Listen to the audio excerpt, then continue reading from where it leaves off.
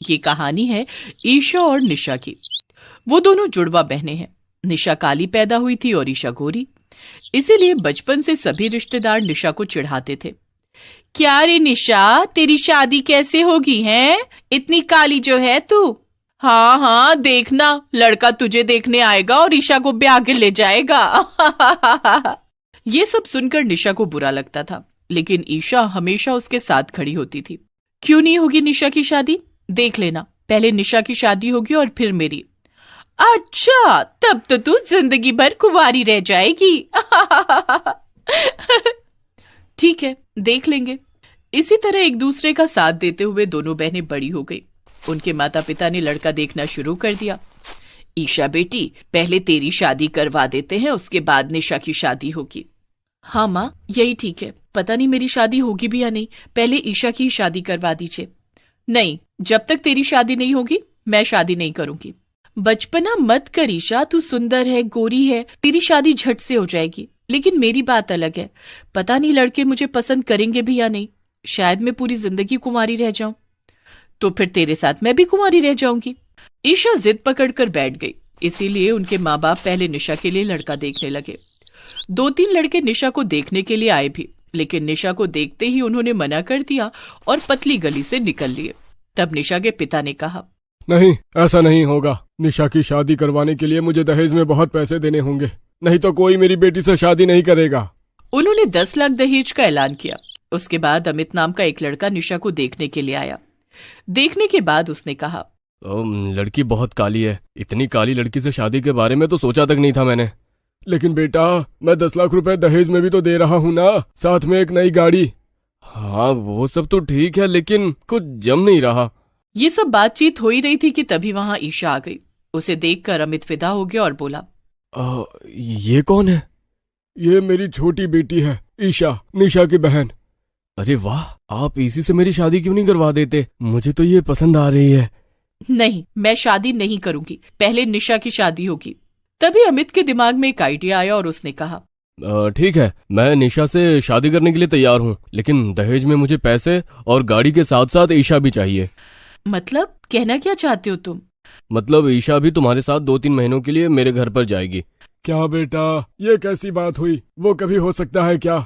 क्यों नहीं हो सकता है? साली तो आधी घर वाली होती है, और मैं तो केवल 2-3 महीने के लिए जाने के लिए बोल रहा हूँ। निशा को भी अच्छा लगेगा, वो अकेली नहीं रहेगी।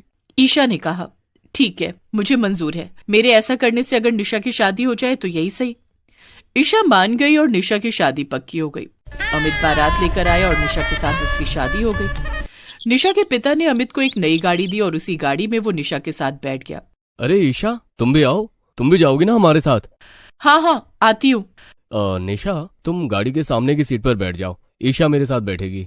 क्यों? तुम्हारी बीवी तो मैं हूँ ना। हाँ, बीवी तो तुम ही हो, लेकिन मेरे साथ ईशा बैठेगी तो इलाके में मेरा नाम होगा। सब लोग बोलेंगे कि वाह, अमित ने कितनी सुंदर लड़की से शादी की है। निशा को बहुत दुख हुआ। उसका पति उसके साथ बैठकर नहीं जाना चाहता है। निशा सामने की सीट पर जाकर बैठ गई और ईशा को पीछे अमित के साथ ही बैठना पड़ा। अमित के घर के सामने गाड़ी जाकर रुक गई और अमित ईशा के साथ बाहर निकला। सब लोग ईशा को ही घूर घूर कर देखने लगे। अरे वाह, अमित के साथ वह लड़की बहुत खूबसूरत है। निशा की तरफ किसी ने ध्यान ही नहीं दिया।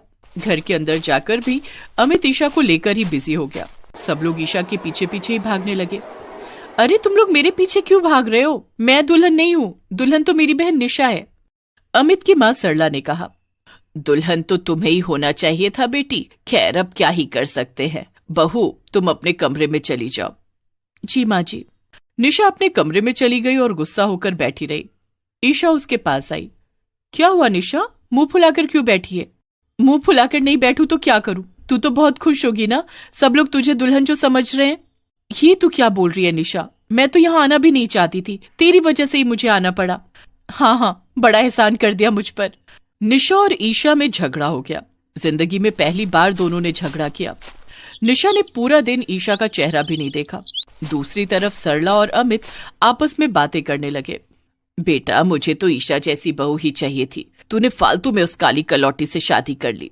अरे माँ, अपने बेटे को क्या इतना बुद्धू समझती हो? मैंने इसीलिए तो ईशा को 3 महीने के लिए यहाँ बुलाया है। अगर मैं ईशा से शादी करता तो ना ही मुझे 10 लाख मिलते और ना ही ये नई गाड़ी। अभी देखो, मुझे दहेज भी मिल गया और ईशा भी इस घर में आ गई। इन 3 महीनों में ईशा को मैं अपने प्यार के जाल में फंसा लूंगा।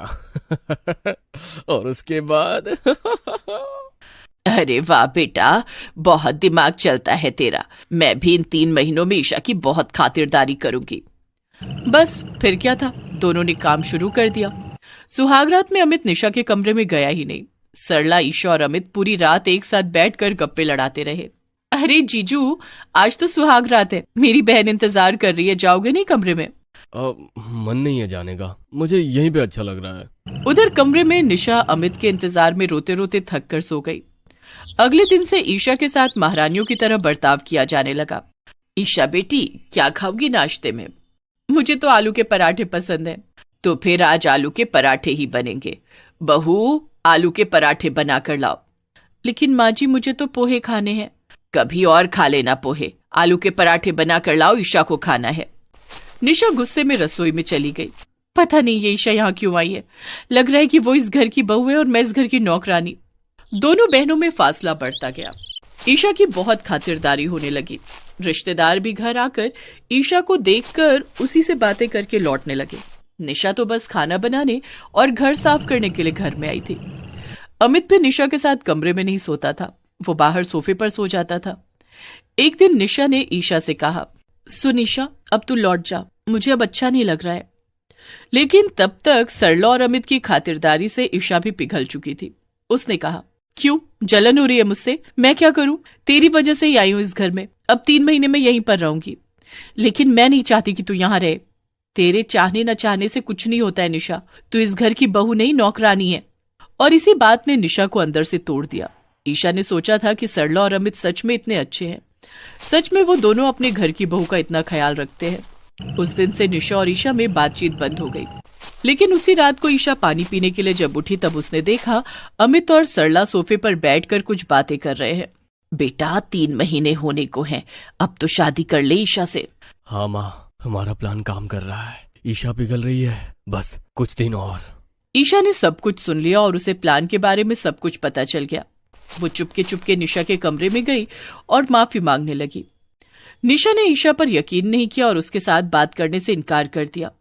निशा, मुझे माफ कर दे। इन दरिंदों को पहचानने में मुझसे गलती हो गई।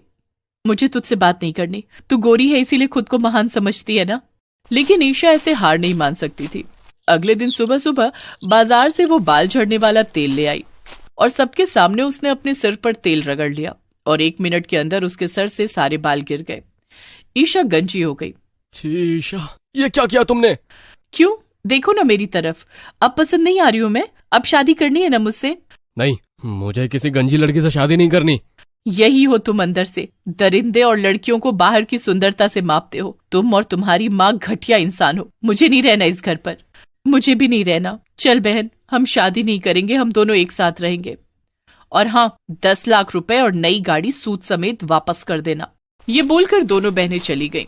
अमित को झटका लगा। उसे सब कुछ सूद समेत वापस करना पड़ा। ईशा और निशा ने फिर कभी शादी नहीं की। वो दोनों मायके में ही खुशी खुशी रहने लगी। संजना और सौरभ की शादी को 2 साल हो गए थे।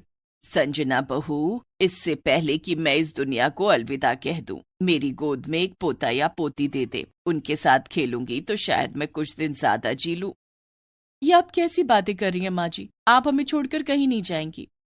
रात में संजना ने ये बात सौरभ को बताई। तो दे दो ना माँ को पोता या पोती।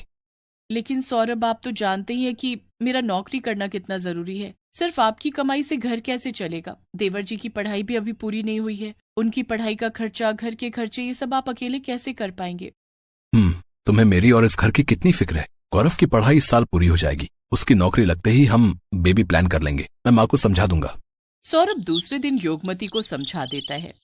माँ, गौरव की नौकरी लग जाने दो। जब वो घर के खर्चों में मेरा हाथ बटाने लगेगा तब संजना तुम्हें पोते पोती का सुख जरूर देगी। ठीक है बेटा। साल खत्म होते होते संजना के देवर गौरव की पढ़ाई पूरी हो गई और उसे जॉब भी मिल गई। कुछ दिनों बाद गौरव एक लड़की को लेकर घर आता है। गौरव बेटा, ये लड़की कौन है? माँ, ये निकिता है। हम दोनों कॉलेज में ना एक साथ पढ़ते थे, अब जॉब भी एक साथ करते हैं। अब हम दोनों एक दूसरे से ना बहुत प्यार करते हैं और शादी करना चाहते हैं। माँ, लेकिन बेटा, पहले हमें निकिता के घर वालों से बात करनी होगी। माँ वो लोग पहले से ही इस रिश्ते के लिए तैयार है माँ। वो शादी की बात करने कल हमारे घर ही आ रहे हैं। ये तो बहुत अच्छी बात है देवर जी, आपने मेरे लिए देवरानी ढूंढकर मेरी सारी मुश्किलें खत्म कर दी। हम जल्दी से आप दोनों की शादी करा देंगे। दूसरे दिन निकिता के माता पिता घर आते हैं और दोनों की शादी पक्की हो जाती है। कुछ दिन के बाद गौरव और निकिता की भी शादी हो जाती है। एक रात सभी खाना खाने के लिए एक साथ बैठे थे, तभी संजना को चक्कर आ गया और वो बेहोश होकर जमीन पर गिर पड़ी। संजना संजना क्या हुआ तुम्हें? सौरभ बेटा, तू जल्दी से डॉक्टर को बुला ला। उधर निकिता भी उल्टियां करने लगी। न जाने निकिता को क्या हो गया है, वो भी उल्टियां कर रही है। हे भगवान, मेरी दोनों बहुओं को किसकी नजर लग गई। तभी डॉक्टर आता है और दोनों का चेकअप करता है। घबराइए मत माँ जी, अब आप खुश हो जाइए। आप दादी बनने वाली हैं। आपकी दोनों बहुएं गर्भवती हैं। क्या? भगवान ने मेरी सुन ली। अब मैं एक साथ दो दो पोते पोतियों के साथ खेलूंगी। समय बीतता जाता है। 9 महीने बाद संजना और निकिता दोनों एक एक बेटी को जन्म देती हैं। कुछ दिनों तक दोनों मैटरनिटी लीव पर रहती हैं, लेकिन लीव खत्म हो जाने के बाद, गौरव मेरी छुट्टियां खत्म हो गई हैं, कल से मुझे ऑफिस ज्वाइन करना होगा। लेकिन तुम ऑफिस चली जाओगी तो हमारी मिट्टी का ख्याल कौन रखेगा? मिट्टी के लिए हम कोई आया रख लेंगे। नहीं निकिता, मैं मेरी बच्ची आया के हवाले नहीं छोड़ सकता। लेकिन तुम तो जानते हो ना कि ऑफिस में मेरा प्रोफाइल कितना हाई है, मुझे प्रमोशन भी मिलने वाला है, मैं ये सब कैसे छोड़ दूं? गौरव और निकिता की बात संजना सुन लेती है। रात को खाने के टेबल पर संजना कहती है, माँ जी मेरी मैटरनिटी लीव खत्म हो रही है, कल से मुझे ऑफिस ज्वाइन करना है, लेकिन मैंने कुछ फैसला किया है। तूने क्या फैसला किया संजना बहू? यही कि मैं जॉब छोड़ दूंगी। निकिता भी कल से ऑफिस जाएगी तो दोनों बच्चियों को कौन संभालेगा? मैं घर पर रहकर दोनों बच्चियों को संभालूंगी। लेकिन संजना, ऑफिस में तुम काफी हाई पोस्ट पर थी। जॉब करना, अपनी पहचान बनाना तुम्हारा पैशन है। सौरभ, मेरे लिए दोनों बच्चियों से जरूरी कुछ भी नहीं। इस वक्त बच्चों को पेरेंट्स की परवरिश मिलना बहुत जरूरी है। अगर उन्हें ये सब अभी नहीं मिला तो उनका भविष्य खराब हो सकता है। संजना बहू, तू कितनी समझदार है। तूने पिंकी के साथ साथ अपने देवर की बेटी मिट्टी को भी अपना माना। इसमें अपना क्या मानना माँ जी, मिट्टी मेरी ही तो बेटी है। मैंने कभी उसे पिंकी से अलग समझा ही नहीं। थैंक यू भाभी, आपने मेरी सारी मुश्किलें हल कर दी। दूसरे दिन से निकिता ऑफिस जाने लगती है और संजना घर पर रहकर घर के काम करती और दोनों बच्चियों की देखभाल करती। यहाँ तक कि वो अपनी देवरानी की बेटी मिट्टी को अपनी बेटी पिंकी से ज्यादा प्यार करती। एक दिन संजना की बेटी पिंकी रो रही थी, तभी योगमती उसके कमरे में जाती है। अरे संजना, पिंकी कब से रो रही है? इसने सूसू कर दिया है। तूने इसका डायपर नहीं बदला और अभी तक इसे दूध भी नहीं पिलाया। माँ जी, मैं मिट्टी को नहला रही थी। योगमती ने देखा कि संजना अपनी देवरानी की बेटी मिट्टी को अपना दूध पिला रही थी। संजना, तू मिट्टी को अपना दूध पिला रही है तो पिंकी को क्या पिलाएगी? माँ जी, मैं पिंकी को ऊपर का दूध पिला दूंगी। संजना ने अपनी देवरानी की बेटी मिट्टी को दूध पिलाकर सुला दिया। उसके बाद उसने अपनी बेटी पिंकी का डायपर हटाकर उसे नहलाया और उसे ऊपर का दूध पिला दिया। योगमती मन ही मन सोचती है, मेरी बड़ी बहू कितनी समझदार है। वो अपनी देवरानी की बेटी को अपनी बेटी से ज्यादा प्यार करती है। धीरे धीरे दिन बीत रहे थे। दोनों बच्चियां बड़ी हो रही थी। संजना देवरानी की बेटी मिट्टी की हर जिद पूरी करती। मिट्टी बेटी, आज नाश्ते में क्या खाएगी? बड़ी माँ, मैं आलू के पराठे खाऊंगी। माँ, मुझे आलू के पराठे नहीं खाना, मैं पास्ता खाऊंगी। पिंकी बेटी, आलू के पराठे बनेंगे तो तेरी दादी भी खा लेंगी, इसलिए मैं सबके लिए आलू के पराठे बनाऊंगी। माँ, तुम हमेशा मिट्टी की पसंद का खाना बनाती हो। हर बार उससे ही पूछती हो कि क्या खाना है। मुझसे कभी नहीं पूछती। मुझे हमेशा वही खाना होता है जो मिट्टी को पसंद है। पिंकी, ऐसा नहीं कहते, मिट्टी तुम्हारी बहन है। लेकिन आप मिट्टी को ज्यादा प्यार करती हो और मुझे कम। मुझे अभी चॉकलेट आइसक्रीम खानी है। ठीक है, मैं तुम दोनों के लिए चॉकलेट आइसक्रीम लेकर आती हूँ। संजना इस तरह से अपनी बेटी पिंकी को समझाती है। कुछ दिनों के बाद, सौरभ, मिट्टी और पिंकी 3 साल की हो गई हैं। दोनों का दाखिला स्कूल में करवाना होगा। देखो संजना, मेरे पास तो टाइम नहीं है। कोई बात नहीं, मैं दोनों का एडमिशन करवा दूंगी। दूसरे दिन संजना पिंकी और मिट्टी को लेकर स्कूल जाती है और दोनों का एडमिशन एक ही स्कूल में करवा देती है। दोनों बच्चियों का एडमिशन एक ही स्कूल में हो जाता है। अब संजना रोज सुबह उठकर दोनों को तैयार करती और स्कूल भेजती।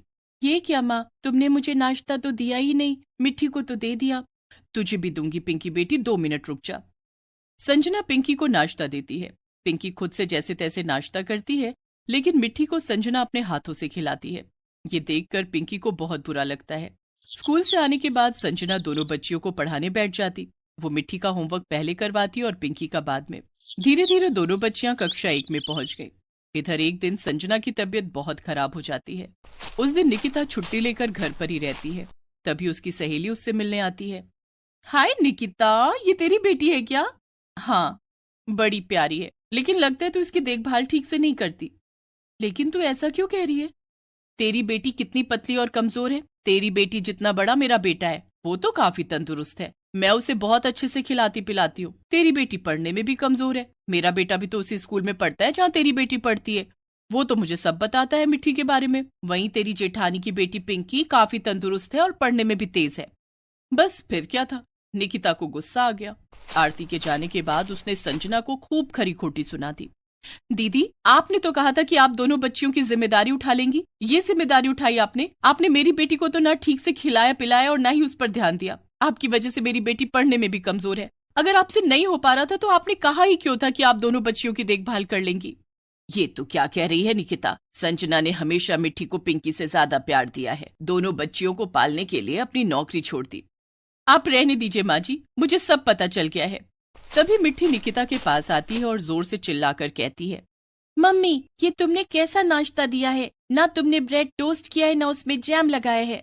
लेकिन मिट्टी बेटा, मैंने इसमें बटर तो लगाया है ना। तुम्हें इतना भी नहीं पता कि मैं बटर नहीं खाती, मैं ब्रेड के साथ जैम खाती हूँ। बड़ी मम्मी मुझे ब्रेड टोस्ट करके उस पर जैम लगा कर देती हैं, और दूध भी तुमने सादा दे दिया है। मैं चॉकलेट दूध पीती हूँ। तुम मुझे कुछ भी खिलाने से पहले बड़ी माँ से पूछ लिया करो। और आज तुम्हारी वजह से हम दोनों स्कूल नहीं जा सके। तुमने हमें समय पर तैयार भी नहीं किया। मिट्टी की बातें सुनकर निकिता की आंखें खुल जाती हैं। संजना दीदी, मुझे माफ कर दीजिए। आरती की बातों में आकर मैंने आपको भला बुरा कह दिया। मुझे पता चल गया है कि मिट्टी की असली माँ आप ही हैं।